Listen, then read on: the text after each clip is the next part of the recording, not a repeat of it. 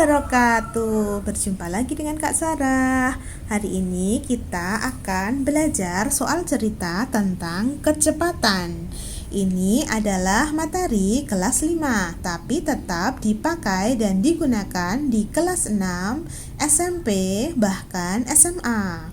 Baiklah, sebelum kita mulai, jangan lupa untuk like, share, dan subscribe ya.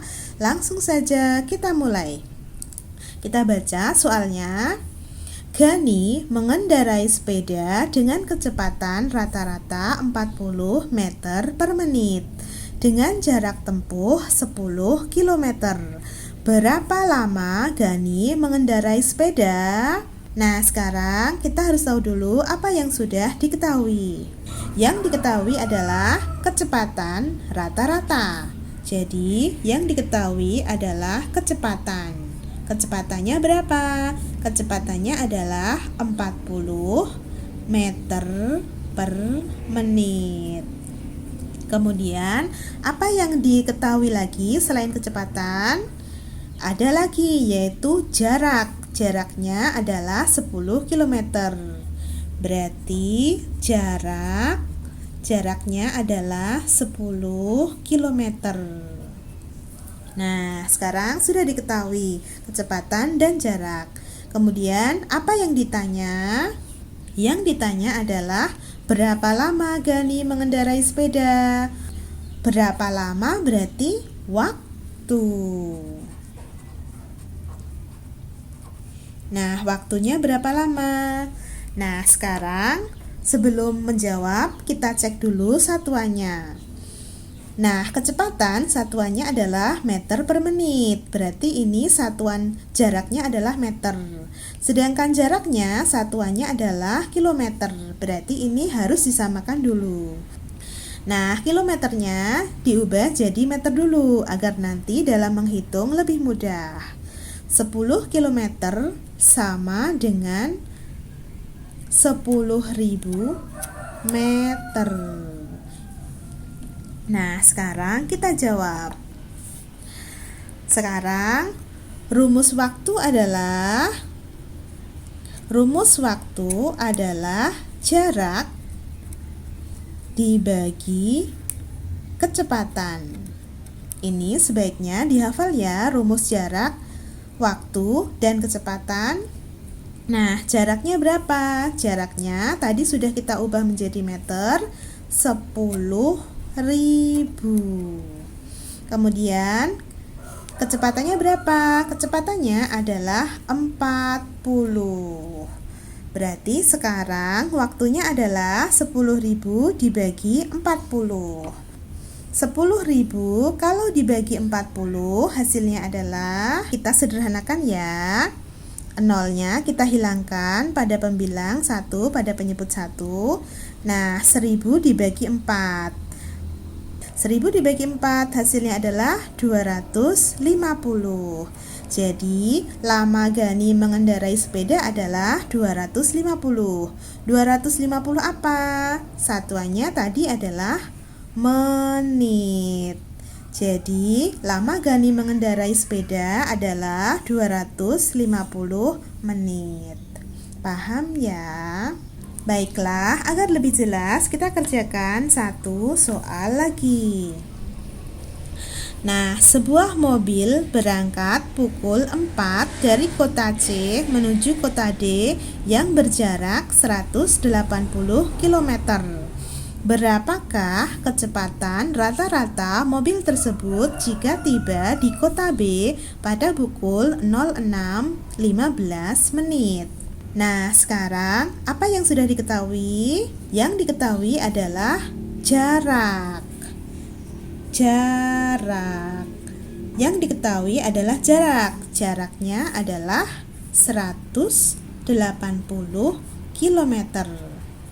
Kemudian, apalagi yang diketahui? Yang diketahui adalah waktu berangkat, yaitu pukul 4, dan waktu tiba, yaitu pukul 6:15. Berarti waktunya berapa lama perjalanannya? Waktunya adalah waktu tiba dikurangi waktu berangkat. Berarti 06.15 dikurangi 0400. Nah, sekarang 5 dikurangi 0, 5, 1 dikurangi 0, 1, 6 dikurangi 4 adalah 2. Jadi, waktunya 2 jam 15 menit.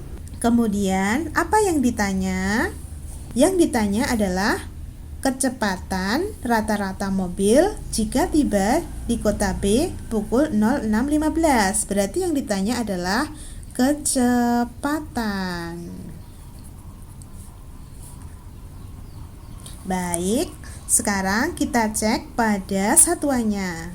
Nah, pada jarak satuannya kilometer.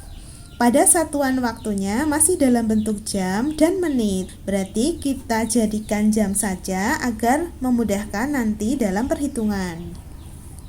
2 jam lebih 15 menit ini sama dengan 2/4 jam. Jadi 15 menit itu sama dengan 1/4. Jadi kalau 2 jam 15 menit berarti 1/4 jam. Nah, sekarang kita jawab. Dijawab. Apa rumus kecepatan? Rumus kecepatan adalah jarak